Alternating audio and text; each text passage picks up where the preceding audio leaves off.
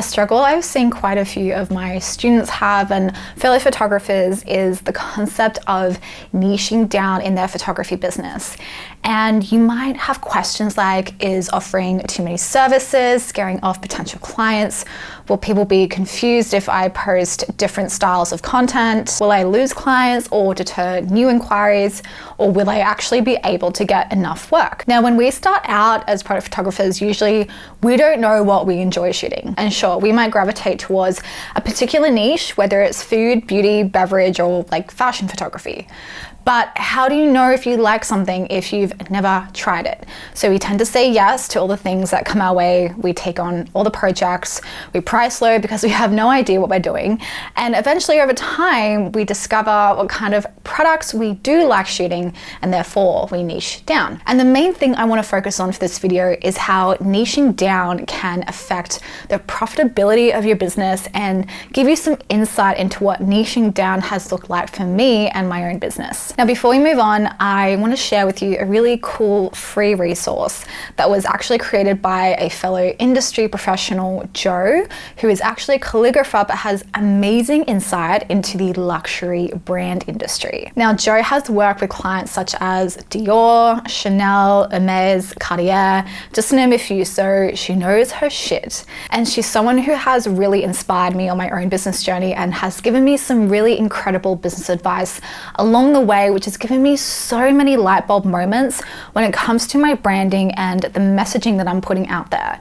I also joined her on her podcast called The Luxury Creative for an episode, and I'll link that in the description box below if you want to have a listen. Anyway, Joe has created a niche calculator, which is designed to help you narrow down on a niche that aligns with your talents and what you actually find enjoyable, the kind of profit you want to make in your business, because let's face it, we're here to make money doing something that we love, and your lifestyle. So how do you actually want to work? For example, do you only want to do 4 shoots a month? Do you want to have more work-life balance? And the calculator asks you some really important questions that seriously will get you thinking about your business as a whole and how you want to operate it.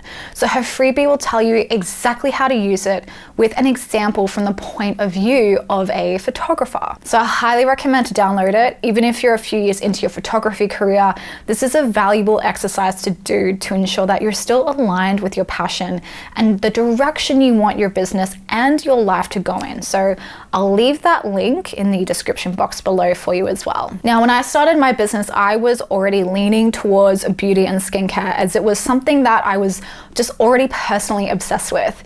And other things I tried was like food photography, which I didn't really enjoy that much because all I could think about was eating the food the whole time. I tried personal branding photography, and I mainly specialized in photographing female entrepreneurs, which I offered as a service for a couple of years.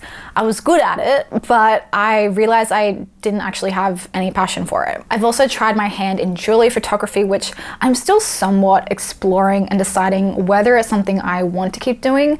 But ultimately, within the realm of product photography, skincare, beauty, and lifestyle is just where my heart lies. Now, to answer the question, is offering too many services scaring your potential clients away? Personally, I think you can offer multiple types of services, whether it's photography paired with social media, web design, graphic design, or different types of photography. So like product, food, jewelry, or fashion. And I think it's important that if you're going to offer multiple services on your website, that each service is as strong as the other. So say someone hires you for product photography, but they also hire you to build a new website. You want to ensure that both services live up to each other's expectations. For example, for me, jewelry photography isn't something that I've had years of experience in as opposed to beauty. I actually don't advertise it on my website as a service or as a niche that I serve. But I still get the odd jewelry inquiry here and there.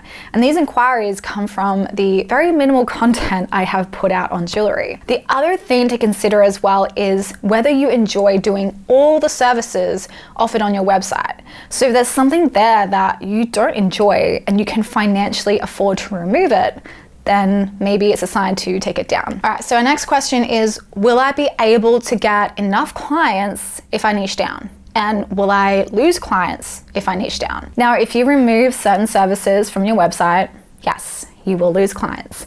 When I removed my personal branding service from my business, I lost heaps of clients, but I was able to put more attention and energy towards my product photography, which is what I enjoyed the most. And that move actually became a lot more profitable for me in the long run. Now, if you're concerned about whether you'll get enough work if you niche down, consider this. And you've probably heard like so many marketing people say this. If you try to speak to everyone, you speak to no one. Now, it's probably more likely that you're going to be remembered as well if you specialize in something.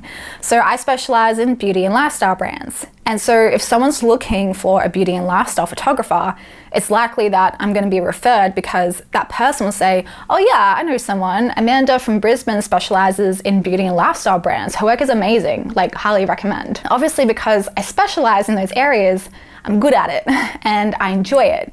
And so that person referring me has 100% trust that I would do a good job because of how I've positioned myself to serve a specific niche. Overall, the main benefits of niching down is you find out what you love, you do more of what you love, you get paid more to do what you love, and you're front of mind when specific businesses need your type of work, therefore carving out your own little place within the industry. Now let's quickly address the question of, should I have 2 Instagram accounts if I serve different niches? So you might be a photographer unhappy in the niche that you're currently serving.